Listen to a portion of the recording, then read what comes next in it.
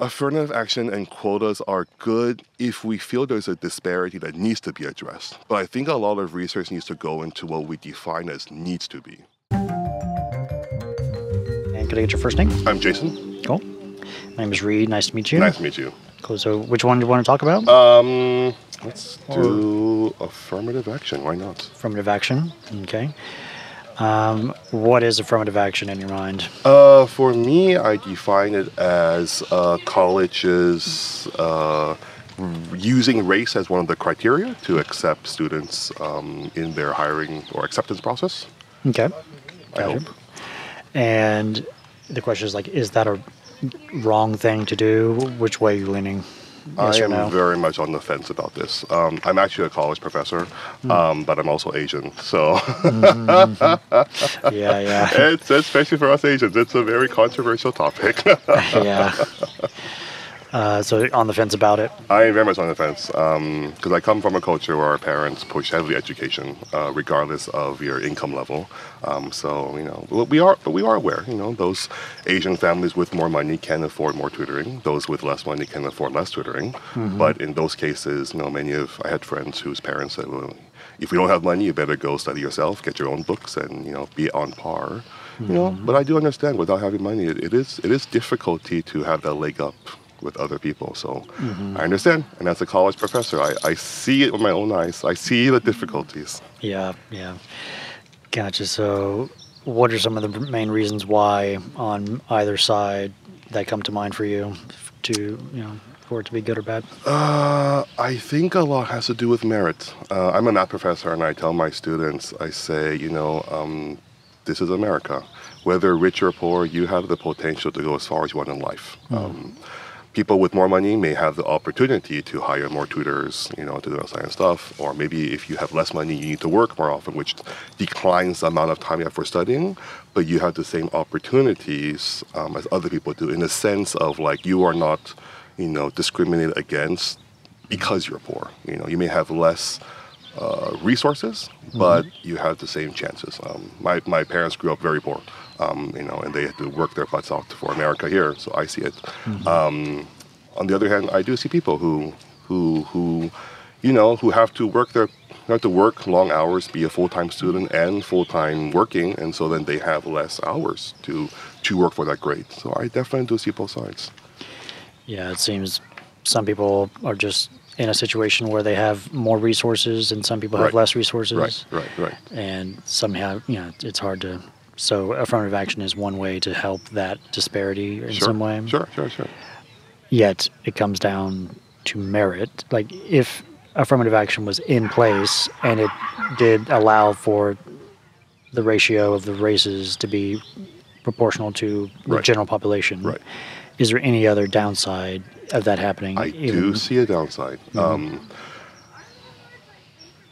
This may not sound racially perfect, but I don't think us Asians, we're great in certain sports. We don't have the body for, let's say, football or basketball, right? Okay. I don't think we should require the NBA or the NFL to have to take Asians, Because I would watch it, I would just start laughing at my people trying to slam dunk or tackle people. You would be on the sidelines calculating the force you need to take someone down, right? So I think affirmative action and quotas are good if we feel there's a disparity that needs to be addressed. But I think a lot of research needs to go into what we define as needs to be, right? I think the NBA has a lot of African Americans. I don't have a problem with that. I don't feel as if Asians need to be in the NBA or they need to be in NFL. That's just the way, the things roll down over time. So I think it is unfortunate that there are lower numbers of certain minorities in STEM majors. As a math professor, I do see it, and it is rough. But I do believe that sometimes maybe, more opportunities can be given different ways. So, for example, let's say you're from not necessarily a racial background, but maybe a financial thing. So, for example, regardless of race, maybe you came from a poor income, and maybe that's when we should give you more of a helping hand that way. Because if someone, let's say, were African American or Hispanic or white or Asian, and they come from a multi-billionaire's family's background, I think you have more opportunities than people of your ethnicity with less money, put it that way. Yeah. You mentioned how certain people are brought up in certain ways valuing education. Sure. Is like the Asian community versus the African American community equally valuing education in their communities, or is it different?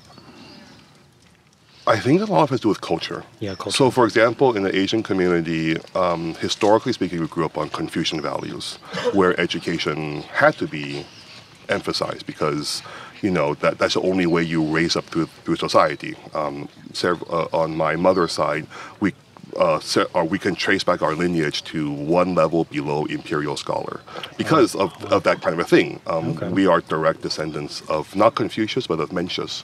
So education was very strong emphasized in my family because culturally you had to do that way. Confucian values, I'm not familiar with those. Like, how does that relate to education, the Confucian values? Well, because a lot of it was, it had to do with, leaders treating their people correctly. That was a lot of things that Mencius pushed for his, leaders in government. But there was a lot of, education is a big deal in Confucian values. So that's why if you look at Korea, China, there's a lot pushed into education. Singapore, there is a downside to it though. There were actually many students in Singapore many years ago, maybe like 10, 15 years ago, fifth graders who had committed suicide because of that huge pressure to do well in education. So goes both ways. So it can go too far a little bit. Yes, definitely so.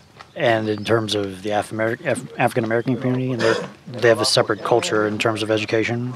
How did that come about, I wondered? I don't know if I have enough experience in that culture to say yes or no. Okay. Right? I can only say from my point of view because I can say as an Asian person. Yeah. But in other education, I don't know. I really don't know. I don't know. Have you heard of the Thomas Sowell's black rednecks and white liberals argument? I have heard of Thomas Sowell. Yeah. I've seen some of his arguments. Yeah. I'm not saying that is the case. Sure. But I've heard in terms of his argument around that is, it depends on the culture of of their ancestors. Sure. Like, African Americans were slaves at one point in the U.S. Sure. And the culture of in around slavery was from redneck culture. Sure.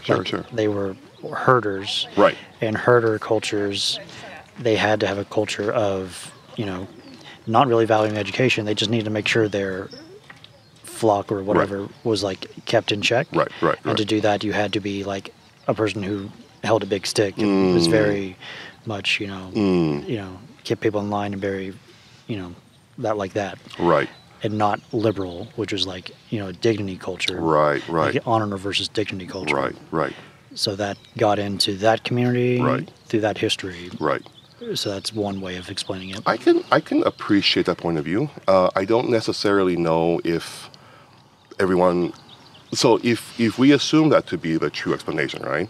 I don't necessarily know if that locks anyone into it, though. You know what I mean, right? No. So like for example, like even for us Chinese people, we have U.S. historically, we have the Chinese Exclusion Act.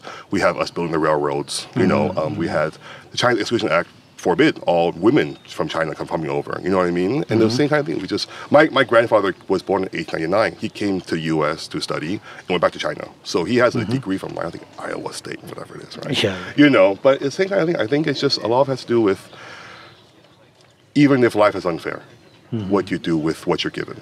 Yeah. Life. I don't think life will ever be fair. True. Unfortunately. Gotcha. Well, anything else about that, Jason? No, I think this is great. I think education is. That's why I become a college professor. I think. Nice. And in math, I think everyone.